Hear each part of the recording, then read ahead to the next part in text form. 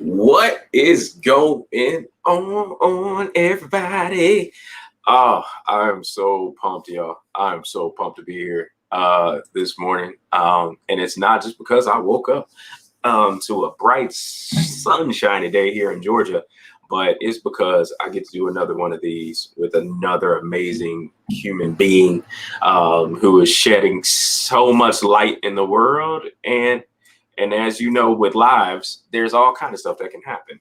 And so technology issues, sound issues, all those other things that come through that make this stuff so much fun. But I would not want to do it with another amazing person like Giselle. Giselle, what is going on, sis? Great to see you, Lawrence. Great to be with you and your family here at Boston Friends. Yeah.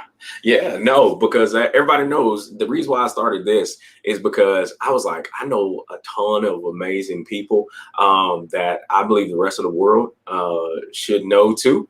And this platform allows me the opportunity to show people who I know because I would not want to let anybody assume that I got here all by myself or all this awesome sauce you see. It was created solely in the lab of Lawrence. So I am so glad you're here to share with folks just who you are, what you do, and why you do. But I knew I just had to have you on in this capacity because we share so much behind the scenes as it pertains to growth, development, and again, about our why. So for folks who are not familiar with you yet, can you tell folks who you are, where you're at in the world, and then we'll get rolling. Awesome. Yes, no, I'd be happy to do that. Well, first of all, an incredible gratitude for being here with you. It's interesting. You said the lab of Lawrence. It's not the lab of Lawrence. The lab of Lawrence is a lot of the secret sauce of people that you've touched, that have touched you in your life. And I feel the same way. I am here today because of the shoulders of people that I've gotten the opportunity to stand on their shoulders. Success truly is a team sport. I'm actually in Southern California, so I am coming in, and actually you said it's sunny in Georgia. It's not sunny here yet, but one of the things I love about Southern California is we get 300 days of sunshine, and so it's really interesting. And you know what I get to do is one of my coaches in my life said, you need to be intentional about what it is, how you want to show up in the world. And there's really three words that show up for me, and those three words are love, respect, and Genshai. And basically, Genshai, if you've never heard it, it's an ancient Hindi word, which means never treat a person in a manner to make them feel small, including yourself. And so that is my why in the world. And I get to ripple that out by working with CEOs and their leadership team and really working on building their mental fitness so that they can navigate the world, with the challenges with a positive attitude or mindset versus one that's negative. So that's what I get to do. Oh, well, and again, like those of you who know all of those three words, which are amazing in their own right, but you put those really into a practice for you. And they're kind of the guiding principles and the guideline. But there's one other thing that you do that I love that you do. And it's called MSP. And I'm going to let you break down MSPs because we haven't done ours today. So I want people to see live us do MSPs. Oh, well, awesome. So shall I go ahead and explain what MSP is? Go ahead and explain. All right. So MSP stands for My Smile Production, and it's simply what you're grateful for. As Lawrence said, in the lab of Lawrence, there's been lots of mentors in that, and also in, my life, those mentors, and starting in a place of gratitude, whether it be with my family or with sports, every place that I've been, starting in gratitude always puts you in a better place. So what I do is when I connect with anyone, even before I came on here, I did an MSP, My Smile Production, what I'm grateful for. And so today, live, my smile production is I had a wonderful bath this morning that kind of let me stretch and really strategize my day. And I'm grateful on another personal thing is that my brother-in-law, who is sick with severe COVID, is making great progress. He's been in the ICU for 53 days, and the social work team is working on getting him home this week. So lots to be grateful for. I absolutely love that. Thank you for sharing. So I would say my MSP this morning is, and those of you who don't know, Giselle is actually an amazing, amazing coach. We're going to get more into that. But the opportunity, anytime I get to be with a client, and not just, pontificate to them, but it's the awareness that happens on their side inside of a session, not because anything amazing that I said or any powerful question, but the connection to an understanding and an awareness. And now they have access to something new, that they think is new, but it was already there. It's just, again, the space of coaching and what it creates. And so I get energized anytime I'm with a client. And I know, again, that it's not all rainbows, unicorns, and pixie dust, but at the end of the day, at the end of the session, there should be something that was achieved. Again, an intention set by the client, the goal, whatever the session was, but that happened for me this morning. And so that's the juice that I'm gonna use to carry me through the rest of my day. So I love starting my day off with a client. So yeah. So when you think about it, and I just teed it up, Coach, but you haven't always been in a formal coaching role. What's your background? Why did your background necessitate or drive towards coaching being the natural next step for you? It's an excellent question. I definitely don't have a traditional, hey, you do this to become a coach. I haven't gone through the formal institutes, but I've gone through the Institute of Life Learning, and oftentimes your breakdowns lead to breakthroughs. And that is exactly what happened for me. It's funny, if I think about, where love, respect, and Gen Shy comes into what I'm doing, it really happens from a time when I was in high school. And again, breakdowns lead to breakthroughs, right? So I was in a high school where I was one of two Blacks in my grade. There was a senior, but still being already a standout for whatever that reason that you see, right? So fitting in was a big thing for me moving into high school. And one of the things that happened 2 weeks into me being into high school was I was up at my locker and there was a circle of boys. And outside of that circle came the word nigger. And it knocked the wind out of me, right? It was like, oh my. And my brain was going through a lot of things. It's almost like, your brain gets in slow motion when something like that happens. And you're kind of like, okay, how do I process this? I knew the answer wasn't to tell somebody at school about this. And so I went to the sages that are always in my life, which are my parents. And my dad, he just, has a way of bringing in humor and real life lessons all at the same time. So he said to me, Giselle, he goes, not the first time that's happened where you've been called a name that you don't like. He said, but let me just share something with you. He said, you know why we live in New Jersey? And I said, no. He said, we live in New Jersey because I grew up in Florida. And when I wanted to get an education, I went and I asked an advisor, what do I need to do to get to college? And what the advisor said to me was, boy, if you want to get educated, you better go north. And he said, thank you, and went north. But the lessons in there, he said, I could have focused on the fact that he called me boy, but instead I noticed the gifts and opportunities in go north, and I went north and got educated. And that changed the trajectory of our lives. And so it's like these breakdowns leading to breakthroughs are a constant theme. So for me, same getting in the pharmaceutical industry, breakdown that led to a breakthrough. Had no background in pharmaceuticals. And I was interviewing and I would hear the same thing. Giselle, what we find is people that have 2 years of pharmaceutical sales experience are the ones who really do the best in this industry. And so finally, I got enough courage to say, well, what does a 2 years of pharmaceutical sales experience get for you? Oh, well, you can get in to see our doctors and they're our customers. So I'm like, oh, if I can get into doctors, that's 2 years of experience, right? So I just went to a tall medical building, went to every doctor's office and said, can I speak with the person who normally sees pharmaceutical sales reps? And 9 times out of 10, you know who it was? The doctor. So I interviewed the doctor, said, hey, I'm interviewing for a position with Bristol Myers Squibb. If I get the opportunity, what would you like to see continued and what would you like to see differently? So I took that information into my interview. And at the end of the interview, I said, is there any reason why I wouldn't be the candidate of choice? And of course, the manager said, Giselle, good connection here. I like who you are as a person. I think you'd be a good fit culturally for our team. But what we find is people who have, do you remember how many years experience? That's right. 2 years of pharmaceutical experience, do the best at this job. And I said, well, Margaret, I've interviewed 10 of your physicians. Would you like to hear what they said? And she said, let me get this right. You have no company and no business card, and you got in to see 10 doctors? I said, yeah. She said, I want to see what you collected, but I'm going to have you hired. She knew I was going for an interview with Syntex too, before you get to your next interview with Syntex.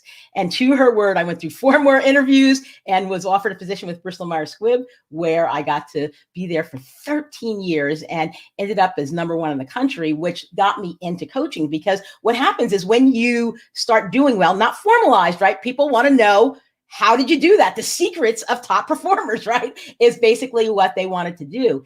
And so I was asked to share at company meetings and things like that. What are some of the things that I did? And, you learn from your customers more than you learn from just what your insight is that you think.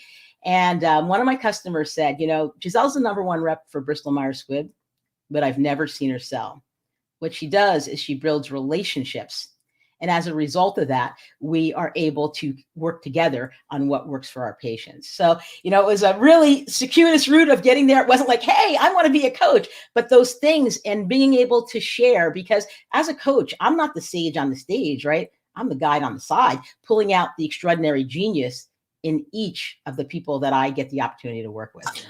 Yeah. And what I like about that is your ability to show your humility through holding space for someone else to tell the story of what's true for them. Because I think that's what's missing as we communicate across the aisles, for lack of a better word, and try to create this community space. So much of what I believe is happening and see happening is everybody's just waiting for their turn to speak. Everybody's just waiting for their turn to say, you know what, I got the answer, instead of hearing what's being presented. And for you as this amazing sales rep, now again, they were like, hey, they want you to be the sage on the stage, but the actual model was relationship. The actual model was connection that you made. And to shout out to Ginger, who connected us almost a year ago, and back in the summer, and just somebody who again embodies connection, and then just kind of walks away. And me and you have been meeting and connecting because there's such an alignment with what you do and how you do it, from that positive intelligence space and all of those things. Like, what gets you up about this stuff? Because again, let's be clear, coaching and all the rest of these types of things today are very lucrative from a money standpoint, but I found it has to be deeper than that. For you to stay in it and for you to work with people and clients, it has to be deeper than just the check or invoice that they're paying out. So Giselle, what is it for you that keeps you in this relationship business? Yeah, no, it's such a wonderful question, Lawrence.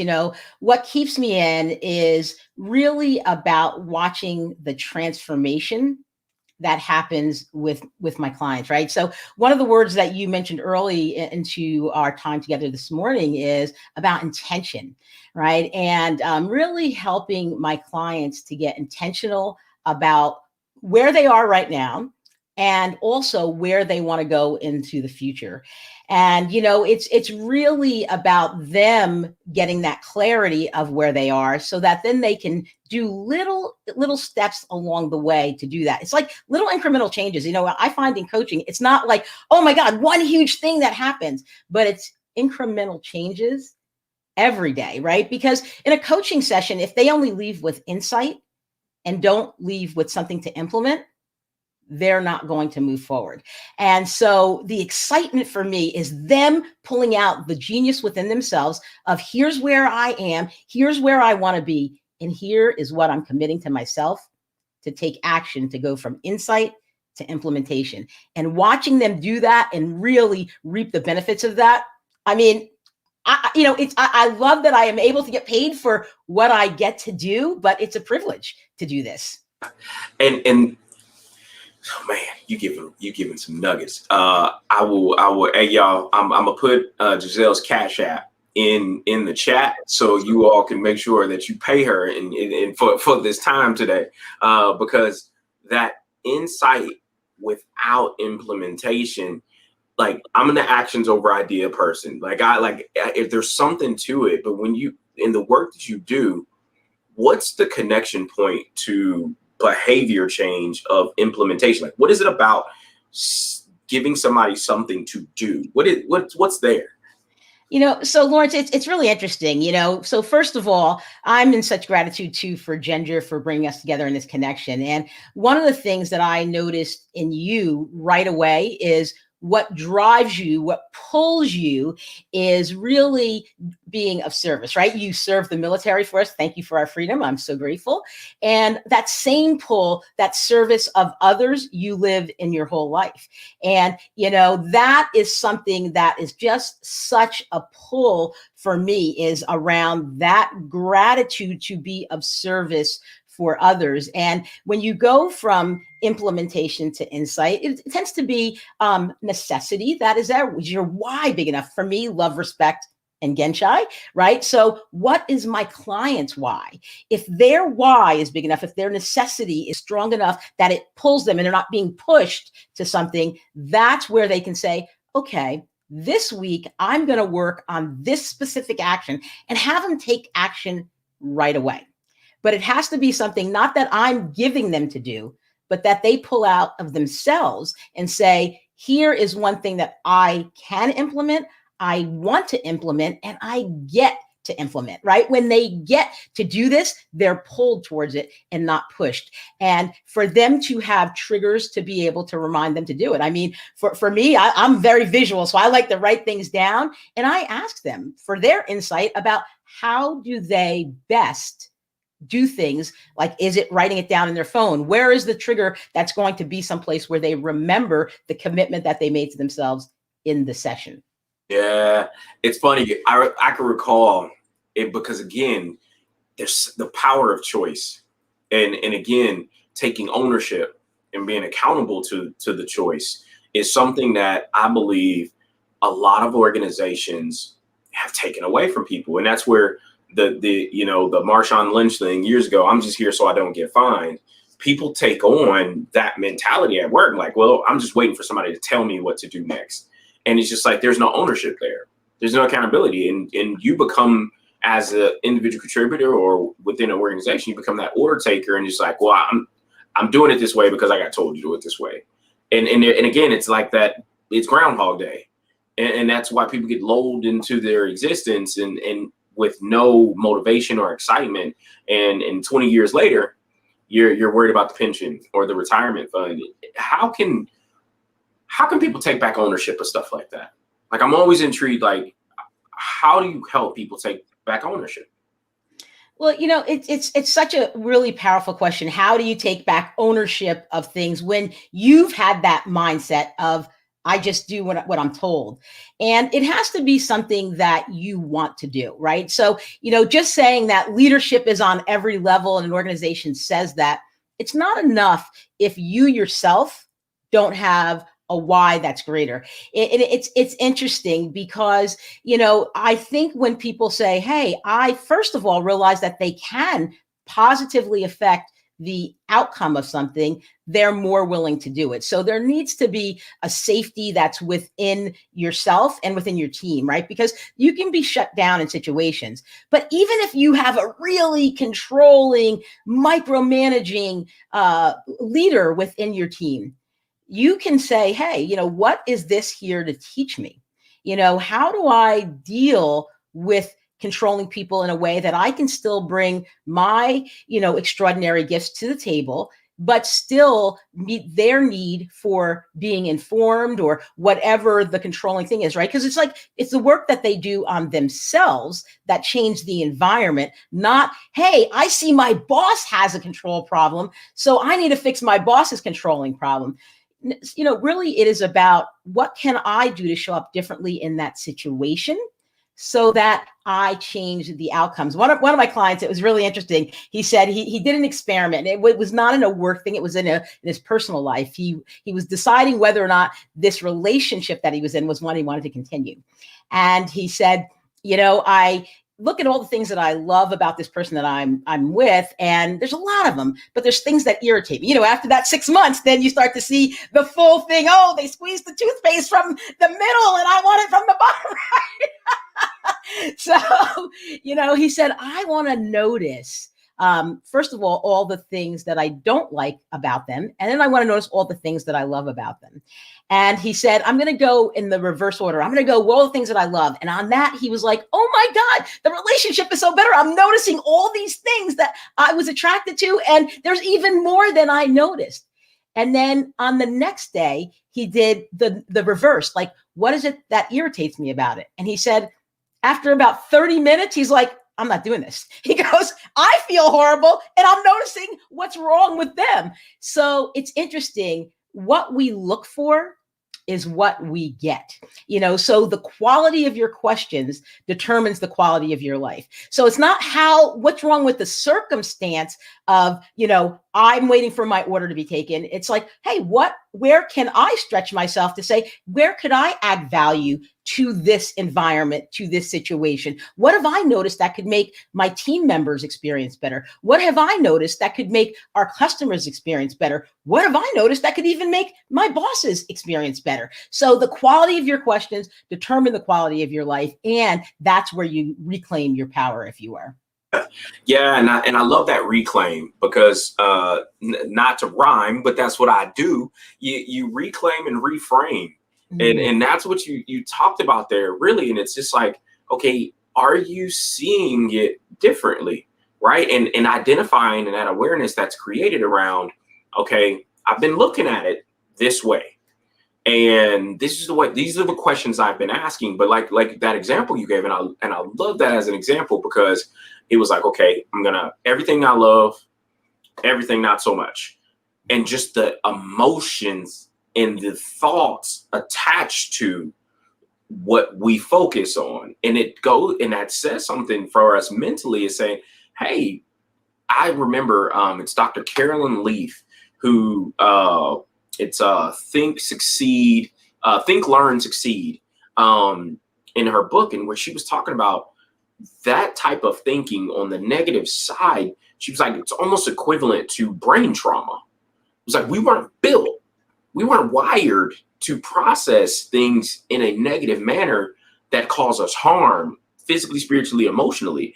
And so when we do that to ourselves, we are actively causing trauma to ourselves. And so repeated, then you become a trauma victim. And from your mindset and different things like that. And so reversing it is just as much energy and even more effort if that's become a habit for you. And so I don't want to hoard you. And I know you cost because your expertise and your years of experience and the work you do with people is priceless. But I want people to be able to work with you. Giselle, I want people to be able to find you if you're open. I don't even know if you're open. I'm just putting it out there. I just want people to blow up your inbox. How can somebody say, or what do you say to your clients? What's your message to people who are your clients? My message to my people who are my clients. So, primarily, Lawrence, when someone comes to me, it's, when you're in a situation where a leader is really talented, yet their attrition is high. So they're getting a high turnover. And you kind of talked about, like, maybe it could be somebody who is controlling and somebody who's micromanaging. Yet when you look at, because I deal with the C-suite, their EBITDA is really high, right? But their turnover is high as well. So that is the type of people that I help. Or you've got a leader who has lost a little bit of focus around clarity. And what does it look like? It's kind of like, hey, on paper, they look like they're performing like crazy, but inside, they know something is missing. And so those are the type of leaders that I help. Or you get into a new CEO into an organization and there's lack of trust, right? I've come in, I'm trying to build a new culture. There's lack of trust for me as a new person coming in. I get to work with them to build cultures that develop people with love, respect, and Gen Shy, but more importantly, that are able to handle challenging situations with a positive mindset instead of a stressed out, overwhelmed type of mindset. So, it's really those situations where it comes like people don't typically seek out coaching. These are peak performers, right? Who have done different things, but they'll seek out coaching a lot of times when there's been a pain, that breakdown that we talked about that leads to the breakthrough. It's those type of situations that they do it. Thank you so much. And again, y'all connect with Giselle on LinkedIn, and what are the other places? How else can they find you? Sure. The best place would be to go to GiselleChapman.com at my website, and there's a link tree there, and it's got all the ways that you can reach me on social media. But Giselle at GiselleChapman.com, it's GISELLE, as you can see on the screen here, Chapman.com. I love it. And y'all only get snippets of my friends. And I like to say, call Giselle. She lets me call her my big sis, because that's what we share in our conversations together. And again, authenticity is a value for me, an active value for me. And she is one of those people that I adore and thank so much that she allows me to share space with her, just bounce off ideas, glean from her, because she's given me so much just in our time together. So thank you so much for giving of your time this morning, because you're 3 hours behind me, so you're getting your day kicked off. It's an honor and privilege to be with you, Lauren. So, you call me your big sis, but I learn as much from you as I get to share. I'm so inspired by your passion to make a positive difference in people's lives. I mean, I love what you're doing at Morehouse. I love what you're doing at Boss. You're constantly in all you do, living out your mission to serve with excellence. And I thank you so much. Oh man, yeah. More to follow, y'all. More to come. So we're not even gonna give you snippets on what's coming, because it's top flight security type of stuff. But y'all, this has been another episode. Thank y'all so much for coming to hang out. Those who watch the replay, #replay. Make sure you all go to GiselleChapman.com and make sure you connect again, so you can get somebody to help you connect the dots on everything you have going on. So until next time, folks, peace, love, and hair grease. We'll see you next time.